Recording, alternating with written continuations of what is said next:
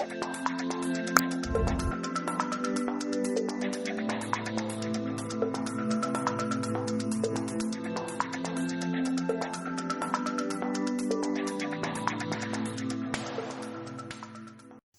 you know that knowing the classification of high blood pressure or hypertension can actually make a difference between just taking a visit to the outpatient clinic in a hospital or ending up as an emergency case? I want you to watch to the end of this video and find out the classification of high blood pressure and how to manage each case, and then what your responsibility are concerning each case. This is your health, your responsibility with Dr. Goodness.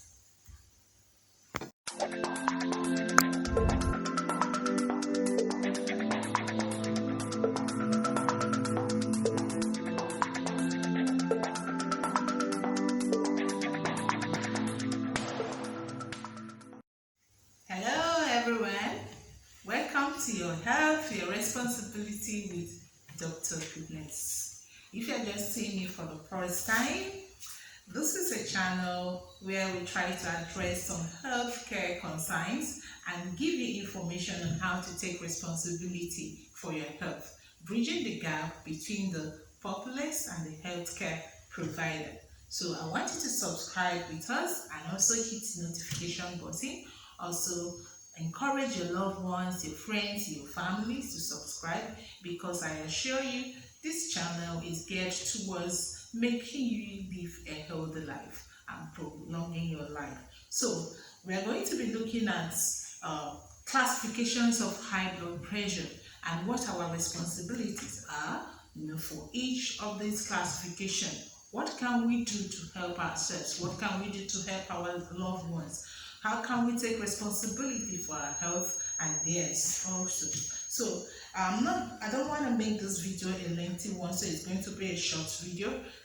If you've not watched my previous video, there's a video where I've talked about complications of chronic uncontrolled high blood pressure and what we can do to control and prevent these complications. So if you're not seeing this video, I want you to look for that video, and then because this video is actually a follow-up to that video. So here we're just going to be talking about the classifications. Just like I mentioned in my previous video, there's an old classification that is mild, moderate, and severe high blood pressure, but recently, it's the same thing anyway, but now it is known as pre-hypertensive or borderline hypertension and stage 1, stage 2 hypertension, and then some other classification we go on to actually add, hypertension crisis. So I'm going to be giving you, the ones you need to know. And just like I told you, this is not a professional videos for the professionals. This is actually video for the layman. So I'm going to be giving you what you need to know in order to take responsibility for your health, in order to know what to do at each point. Remember, in my previous video, I emphasized the need for us to have a digital BP monitor. So if you've not gotten your own, please try and get it. If you're finding it difficult on how to get this, you can actually leave a comment for me, and then or chat me or send me an email. I'm going to be leaving the address for you. Send an email so that we can actually help you secure one. Okay, so classification of high blood pressure. Then okay, let me move from the normal and then we can now proceed. I told you that normal blood pressure, in my previous video I mentioned that is between 90 systolic and 120 systolic. That is the upper number you see here. I'm going to be measuring it again. The first number you see here is actually the systolic. That's the first number. I'm not supposed to be talking while measuring my blood pressure. There is a previous video where I've actually taught on how to use this to measure blood pressure. For each brand, the technique differs a little bit, but it's still the basic thing. So the first number is the systolic, followed by the diastolic. Those are all the numbers you need to concern yourself with, for the purpose of hypertension. Okay, so when the first one is between, I've told you that the normal one is between 90 and 120 for the first number, and then between 60 and 80 for the second number. Okay, if you're conversant with numbers, that would be the denominator and the numerator.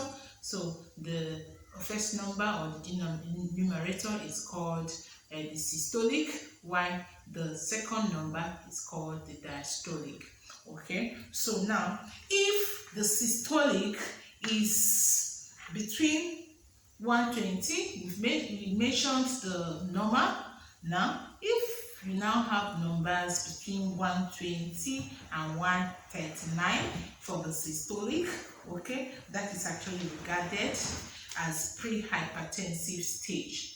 Some other textbooks call it the borderline hypertension.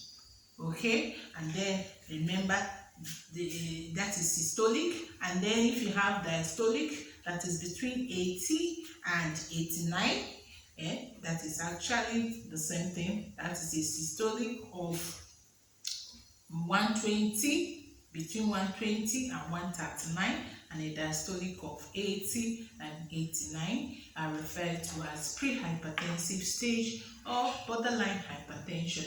Now, in this, if your blood pressure and the blood pressure of your loved ones are between this, this is actually what I referred to before as mild hypertension, because why some school of thought refer to it as mild hypertension is that a lot of people have gone to sleep, when they see this blood pressure and they're told, oh, you're not hypertensive. They've gone to sleep and don't even bother to measure their blood pressure again.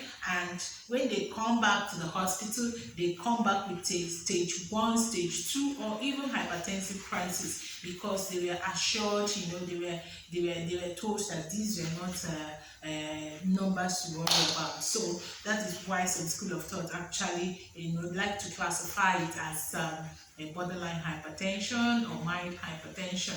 So when your blood pressure is between this, what can you do? Now, at this case, I mentioned to you before that exercise is very good. So at this stage, exercise, there's what we call the cardio exercises. Not the kind of exercise where you want to build your particular muscles. No, we have cardio exercises. And luckily for us now, you don't have to even go to the gym if you don't have to. You don't have to go to the gym to exercise. You can actually exercise at home. You use apps. You can use some apps to actually guide you, or you can do this on your own. Actually, I use app that help me exercise. There are some good apps. You can start anywhere, 8 minutes a day, 10 minutes, 20 minutes, as much as you can take. And then you look for what is called cardio exercises. It's not every exercise that actually help your cardiovascular system. There are specific exercises like general body exercise, such as jumping jacks. Some of you that are really familiar with this, skipping with rope or without rope, jogging, brisk walking. These are some of the exercises that actually help your cardiovascular system. These are things you can do, in order to make sure that your blood pressure does not cross the borderline level, does not go towards the 140 and above that we gave as a range for hypertension. And then reduce your salt intake. We've mentioned it before. Diet is actually very important, when you're talking about high blood pressure. We've established, a lot of textbooks have published it. WHO has also emphasized on it that the risk of high blood pressure is actually, one of the risks is actually increased salt intake. Reduce your salt intake. Salt is sodium, as we know, and if you're a scientist, you know that wherever sodium goes, water goes. And in my previous video, I've tried to explain on a nutshell how this contributes to high blood pressure. I'm not going to go into that, but just know that salt intake, increased salt intake, actually affects your blood pressure. So when you are at this borderline hypertension, reducing your salt intake actually goes a long way. Not just at this stage, at every stage of hypertension, We call it modified lifestyle, modification of lifestyle. You need to modify your lifestyle in order to help yourself. Even when you are on antihypertensive drugs, you also need to help yourself, to be able to, so that the drugs can actually do their work. You also need to do your own part, and that is the essence of this video. You need to reduce your salt intake. Reduce your salt intake. Emphasis on reduce your salt intake. You may not start by absolutely eliminating salt from your food, but reduce it first of all, and then reduce your alcoholic intake, because all these things will actually compromise some of your organs, and then it will compromise blood pressure. It can actually facilitate the complications, and that may actually make the difference between just controlling and managing this blood pressure and ending up as an emergency case in the ER. So please reduce your salt intake, reduce your alcoholic intake, and then first stage blood pressure is between 140 and 159 systolic. 140, 159 systolic. Remember, this is actually what we tagged as high blood pressure. So when you are getting 140 and 150, that is between 140 to 159, this is referred to as stage 1 hypertension or moderate hypertension, depending on which classification we are looking at. But for this video, we are going to be using stage 1. This is stage 1 systolic, and then diastolic you have between 90 and 99. Remember, all these things are in millimeters of mercury, but don't bother about that if you're not conversant with that. So this is diastolic, that is referred to as stage 1 hypertension. When you are having this hypertension and you've gotten it in 2 consecutive measurements, and it's not coming down, after you've applied all this lifestyle modification we've mentioned for borderline hypertension, please, you need to visit your healthcare provider. You need to visit your healthcare provider. You may need to be placed on mild antihypertensive, in order to control it. And please, there is a lot of things patients, actually, a lot of mistake patients do when they are placed on antihypertensive. They tend to take it and never return, for a preview or adjustment. Please, when you get to antihypertensive, make sure there is always a follow-up visit. Please make sure you don't skip your follow-up visit, so that your doctor can actually monitor you, and know when to wean you off or when to continue or adjust. So just you need to be followed up. Okay, then there is stage 2 hypertension. Okay, stage 2 hypertension is actually referred to as severe hypertension by some classification. This is when your systolic is more than or at 160 and above. 160 and above systolic is referred to as stage 2 or severe hypertension. And then when you have your diastolic at 100 and above, that is severe hypertension or stage 2 hypertension, as we are using in this classification.